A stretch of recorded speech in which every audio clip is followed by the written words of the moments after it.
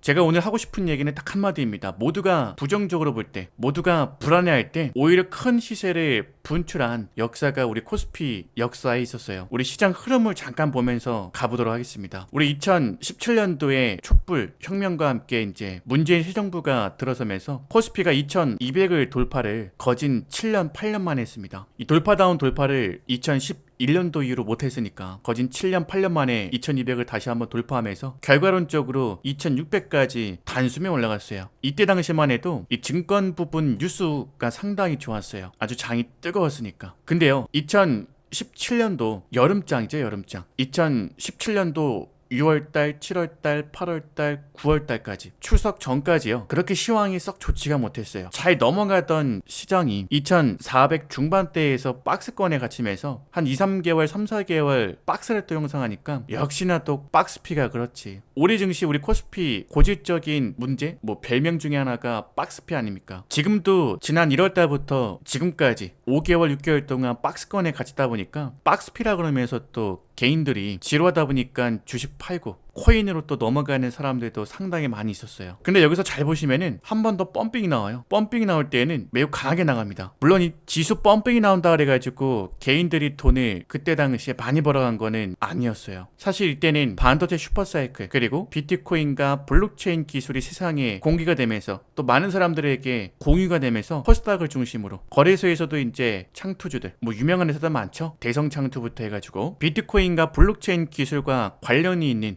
회사들 이슈 테마와 함께 중소형주가 또 급등이 많이 나왔어요. 근데 그 급등이 코스피가 2600까지 다이렉트로 갈 때에는 나오지 않고 봄부터 나왔어요. 또 공교롭게도 2018년도 봄에 지수가 꺾이기 전까지만 하더라도 이 대북 이슈와 함께 또 판문점 회담이 성공적으로 또 실시가 되면서 그때 당시에 대북 이슈 관련된 중소형주들이 또 급등을 많이 했어요. 근데 이런 일련의 형상들이 다 보면은 상승기에 나타났고 상승기 중에서도 많은 분들이 많이 올랐어. 단기간에 너무 시세가 분출했기 때문에 지금은 조심해야 돼 라고 얘기하던 그 시기서부터 준비가 많이 되었어요. 대북주 같은 경우에도 2018년도 봄에 정점을 찍었지만 준비하던 위치, 그러니까 그 당시 주가 위치를 보면은 이 종합지수 상승기 2017년도 초반 2017년도 하반기 여기서 중소형주가 준비가 많이 됐어요. 자, 그리고 지금하고 가장 유사한 시장 흐름, 거시경제 흐름이라고 볼 수 있는 리먼 사태 이후에 우리 시장도 잠깐 한번 볼게요. 코스피가 1000포인트를 깨고요. 미국에서 이제 당시에 유럽에서 진행하던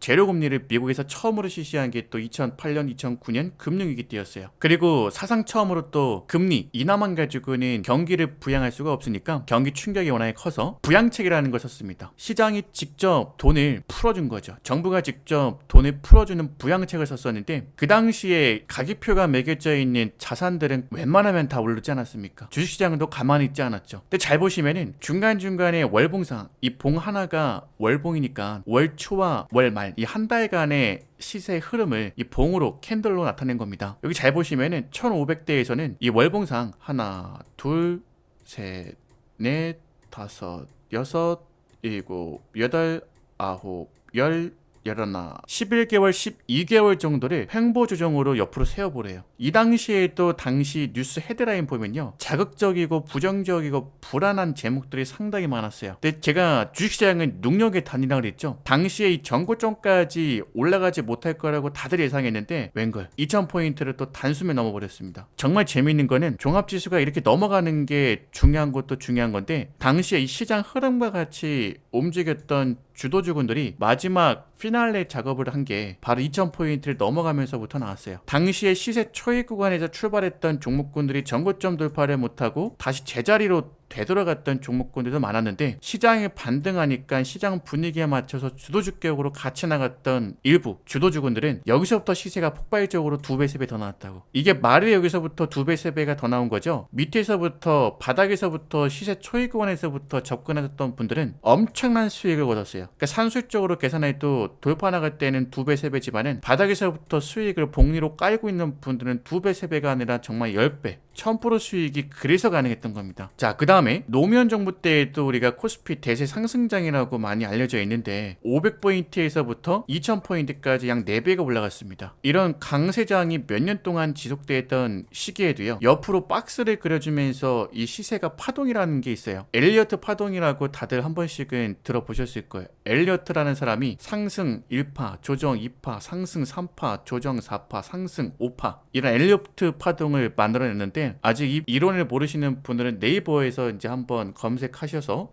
파동이 뭔지 보셔도 좋고 책을 한번 구매해서 보셔도 좋을 것 같아요. 이렇게 파동이라는 게 있는데 강세장에서도 이 조정 파동이 있단 말이에요. 음봉이 꺼져요. 음봉을 옆으로 또 세우기도 하고요. 여기서도 보면 2006년, 2007년도 넘어가는 시기에 연차로 약 2년 가까이를 이렇게 세워버려요. 박스피로 1500을 돌파하지 못하고 그리고 나서 단숨에 2000포인트까지 넘어가죠. 제가 아까 방금 전에 뭐라고 말씀드렸죠? 마지막 피날레 나오는 파동이 정말 맛있는 시세가 나오는 불꽃 랠리라 그랬잖아요. 그러면 당시의 주도주격으로 한번 볼 수 있는 차트를 가지고 한번 볼게요. 우리 포스코 대표적으로 그 당시 주도주라고 할 수 있는데 조선과 철강이 같이 갔죠. 세트맨으로. 이 포스코도 국민주로 이제 상장이 되고 나서 2007년도 2008년도 금융위기 전까지 시장을 아주 휘저었던 주도주였는데 여기 보시면은 가격적으로 25만원 넘어가서부터 조정 없이 그냥 양봉만 보여주면서 올라가는 게 보입니까? 이 상승폭이 굉장히 짧고 가팔라요. 그 전에는 조정을 하면서 내 집을 하나라고 조정을 하면서 스물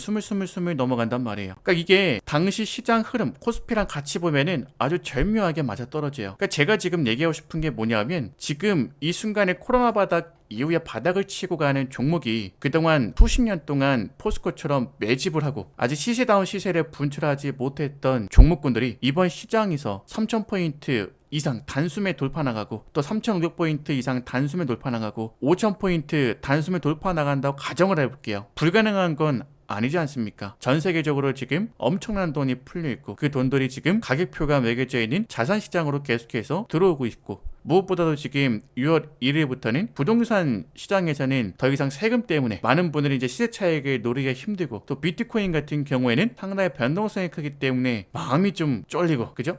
그럼 결국에는 돈이 갈 데가 어디냐 이거죠. 포스코 같이 이제 이런 분출이 나오는 게 만약에라도 올해 주도주격으로 보고 있는 업종군 종목군에서 나오면 이 시세 이거 어떻게 할 거냐 이겁니다. 근데 이게 항상 이런 마지막 피날레 작업이 나왔었어요. 대표적으로 우리 태양광 풍력 요즘에도 인기가 많더라고요. 이 OCI 같은 경우에도 이 노무현 정부 때 주도주격이라고 볼 수 있는데 자, 이 종목도 보십시오. 수십 년 동안 시세다운 시세를 분출하지 못했던 OCI가 태양광 풍력의 대장급 OCI가 매물대를 벗어나는 순간부터 공교롭게도 2006년, 2007년도입니다. 아까 봤죠? 종합지수가 1500포인트 박스권에서 2년 가까이 세우고 있을 때 그 당시에도 주주들은 종합지수보다 앞질러 나간단 말이야. 근데 마지막으로 한번 분출 나가니까 종합지수 나가는 것보다 폭발적으로 나갔어요. 이런 종목의 포트에 하나, 두 개 있느냐 없느냐로 이제 수익률이 결정이 돼요. 지금 보면은 역별에서 아무 시그널도 없이 그냥 무조건 올라갈 것처럼 보이는 것들 있죠? 그런 종목군들은 포트폴리오에 넣을 수 있는 가능성 확률이 적어요. 그러니까 수십 년 동안 이렇게 매집을 하고 실적을 만들고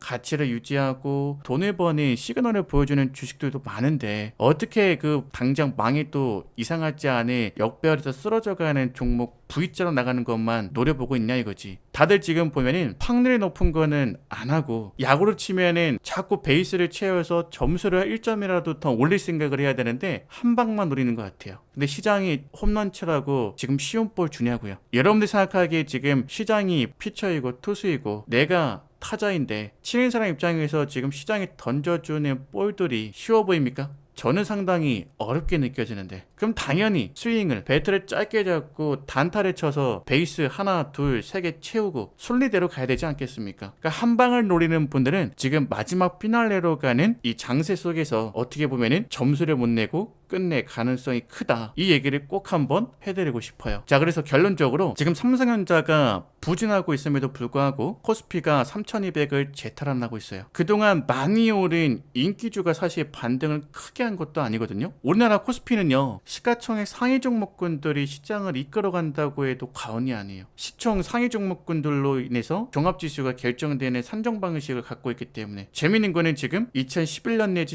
15년도부터 혹은 2007년도부터 상투를 치고 저점을 형성하고 있는 새로운 주도군들이 지금 돌파가 나오고 있는 게 상당히 재미있는 부분이에요. 그쪽을 좀 포커스를 많이 맞춰 놓으셔야 될 것 같아요. 제가 지난 유튜브에서도 코스피 200을 좀 집중적으로 보시되 이미 많이 올라간 주가 위치가 부담스럽고 특히나 개인들이 많이 갖고 있는 인기 성장주를 가지고 있지 마시고 많이 눌려 있었지만은 자기 밥그릇은 잘 유지하고 있었던, 실적도 가치평가도 그럭저럭 유지를 잘했지만 시장 분위기 흐름상 성장주로만 수급이 다 몰리면서 조정을 많이 받았던 우량주들, 가치주들 이런 쪽을 좀 집중적으로 보자고 말씀을 드렸잖아요. 그러니까 이쪽을 지금 포커스를 많이 두시고 시장에 머물러 계셔야 될 것 같아요. 특히나 여러분들 지금 하루하루 상승하는 종목 개수가요 점점 많아지고 있어요. 제가 꿀팁 하나 드릴게요. 여러분들 지금 52주 신고가가 발생하는 종목군들, 약 1년 동안의 주가 흐름상 신고가죠. 한번 메모장에다가 적어보십시오. 그 종목군들을 바로 추격 매수하라는 얘기가 아니에요. 이 신고가가 발생했다는 거는 누군가가 그 신고가 이상 가격 넘어갈 것을 미리 예상하고 미리 사준다는 얘기입니다. 그러니까 추후에 조정 파동이 어떻게 진행되는지 여러분들이 관찰만 잘하시면 그쪽에서 수익 낼 수 있는 가능성 확률을 더 높일 수 있어요. 그러니까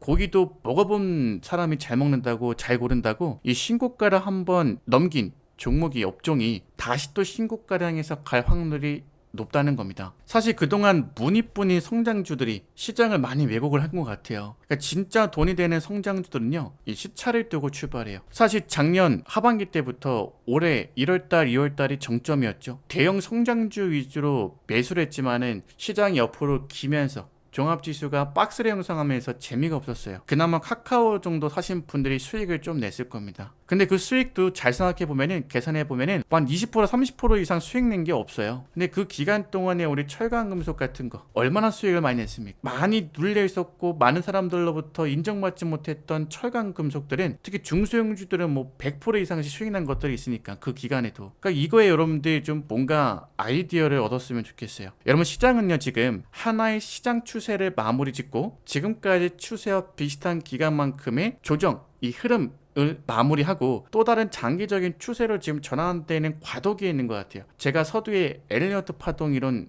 얘기했죠. 이 파동이라는 거는 상승 파동도 있지만 이 조정 하락 파동도 있다. 이 하락 파동이 마무리되면 이 3파로 나가는 이 상승 파동 3파가 제일 커요. 그러니까 우리가 지금 꼭 기억해야 되는 거는 코로나 통해 이후에 첫 번째 파동을 보인 성장주 혹은 가치주가 조정 파동을 마무리하고 지금 3파로 넘어갈 때 이 3파를 우리가 포트폴리오에 한두 개, 두세 개, 세네 개 넣어놓을 준비를 해야 돼요. 그러려면 지금부터 뭘 하셔야겠습니까? 다시 처음부터 제로 베이스에서부터 다시 제가 말씀드리는 것처럼 코스피 200 내에서 그동안 많이 눌려 있었지만 시장 흐름보다 먼저 앞서 나가는 업종군들, 종목군들 체크해 보시고 그동안에 기업 실적들, 가치평가 유지가 되고 있는지, 배당은 꾸준하게 줬는지 뭐 이런 기준들을 잡아놓고 기업 분석 다시 들어가셔야 돼요. 그러니까 많은 사람들이 너무 쉬운 길로만 가려고 그래요. 지금은요 베이스 하나하나 채우시고 단타로 방망이 짧게 잡고 정석으로 점수를 꾸준하게 내야 돼요. 홈런 노리시는 분들은 지금은